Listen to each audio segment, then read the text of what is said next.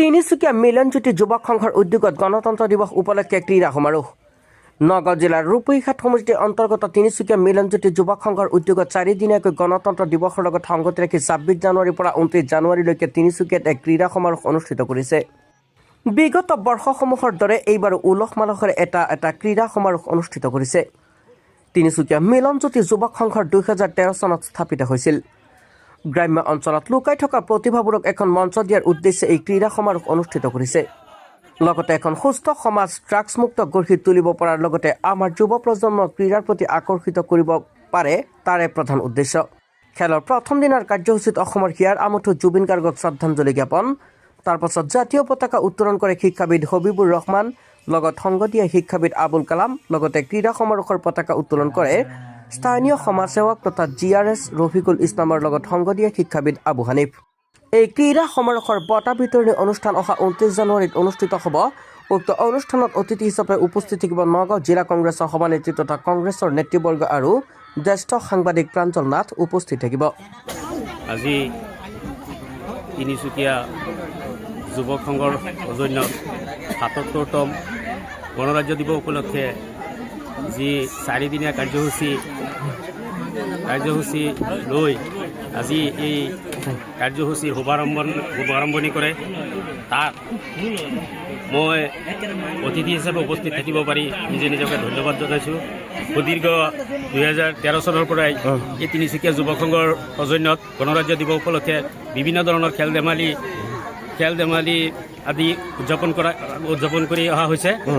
সেই হিচাপে মই এই তিনিচুকীয়া যুৱক সংঘৰ সকলো কৰ্মকৰ্তা সদস্যসকলক মই মোৰ ফালৰ পৰা আন্তৰিক অভিনন্দন জনাইছোঁ। লগতে অনাগত দিনতো যাতে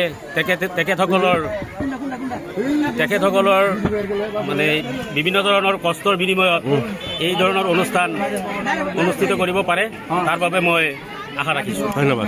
আপোনালোকলৈও গণতন্ত্ৰ দিৱসৰ আন্তৰিক শুভেচ্ছা থাকিল। লগতে আপোনালোকৰ এই মাধ্যমৰ জৰিয়তে মই গোটেই অসমবাসীক গণতন্ত্ৰ দিৱসৰ অভিনন্দন আৰু শুভেচ্ছা জনালোঁ। আমি 2013 চনত আমাৰ যি তিনিচুকীয়া মিলনজ্যোতি যুৱক সংঘৰ স্থাপনা কৰা হৈছিলে, তেতিয়াৰ পৰাই আমি অনলি ক'ভিডৰ সময়খিনি বাদ দি আমি প্ৰত্যেক বছৰে গণতন্ত্ৰ দিৱস উপলক্ষে 3 দিনীয়া বা 4 দিনীয়া ক্ৰীড়া সমাৰোহৰ আমি আয়োজন কৰোঁ। আমাৰ ঠিক সেইদৰে এইবাৰো 2026 বৰ্ষত আমি ক্ৰীড়া সমাৰোহৰ আয়োজন কৰিছোঁ। আমাৰ এই এলেকাটো যি তিনিচুকীয়া গাঁও, এইটো বহুত পিছপৰা এলেকা। আপুনি শিক্ষাগত দিগৰ ছাইডৰ পৰা কওক বা যিকোনো ছাইডৰ পৰা কওক, বহুত পিছপৰা এলেকা। এনেকুৱা এটা আমি জেগাত এনেকুৱা এটা ক্ৰীড়া সমাৰোহৰ আয়োজন কৰোঁ, সেইটো আমাৰ বাবে বহুত ডাঙৰ কথা। আৰু আমি আমাৰ সমাজৰ যি ৰাইজ আছে তেওঁলোকৰ পৰা যথেষ্ট সঁহাৰি পাওঁ।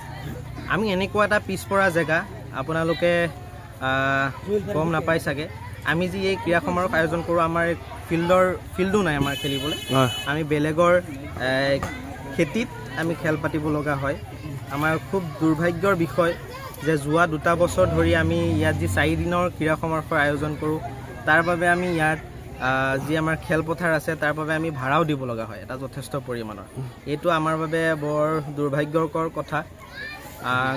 আমি যি এই ক্ৰীড়া সমাৰোহৰ আয়োজন কৰি আমি ইয়াৰ জৰিয়তে আমাৰ সমাজত যি শৃংখলা আছে, একতা আছে, ভাতৃত্ববোধ আছে, তাক আমি বজাই ৰাখিবলৈ চেষ্টা কৰোঁ। আৰু যি ছাত্ৰ ছাত্ৰীসকল আছে তেওঁলোকৰ মাজত এক সুস্থ ক্ৰীড়াৰ সংস্কৃতি গঢ়ি তুলিবলৈ চেষ্টা কৰোঁ। আমাৰ এই ক্লাব অকল খেলতে নহয়, ক্ৰীড়াৰ মাজতে আবদ্ধ হৈ নাথাকে। আমি আমাৰ সমাজত যি বেআইনী কামবিলাক চলি থাকে, ড্ৰাগছ, মদ, ভাং, এইবিলাকৰ বিৰুদ্ধেও আমি সময়ে সময়ে অভিযান চলাই আহিছোঁ। গতিকে মই সকলোকে আকৌ এবাৰ আপোনালোকৰ মাধ্যমৰ জৰিয়তে গণতন্ত্ৰ দিৱসৰ আন্তৰিক অভিনন্দন ও শুভেচ্ছা জ্ঞাপন কৰিলোঁ। খেল কেইদিনীয়া হ'ব? আমাৰ খেল 4 দিনীয়া হ'ব। 26 তাৰিখ, 27 তাৰিখ, 28 তাৰিখ আৰু 29 তাৰিখে। আমাৰ 29 তাৰিখে বৃহস্পতিবাৰে আমাৰ বঁটা বিতৰণী সভা হ'ব। তাত আমাৰ মুখ্য অতিথি হিচাপে উপস্থিত থাকিব নগাঁও জিলা কংগ্ৰেছৰ যি ইউনিয়ন বডি আছে তেওঁলোক সকলো উপস্থিত থাকিব। গতিকে মই সমূহ ৰাইজক 29 তাৰিখে আমাৰ ইয়াত উপস্থিত থাকিবলৈ অনুৰোধ জনালোঁ। আৰু আমাৰ বঁটা বিতৰণী সভাৰ শেষত নিশ্চয় আমি চেষ্টা কৰিম এটা সাংস্কৃতিক অনুষ্ঠান চলাবলৈ যদি আমি সফল হওঁ গতিকে সকলোকে উপভোগ কৰিবলৈ ইয়াত আহি আমাৰ খেলপথাৰত অনুৰোধ জনালোঁ ধন্যবাদ নগৰৰ পৰা প্ৰাঞ্জল নাথৰ ৰিপৰ্ট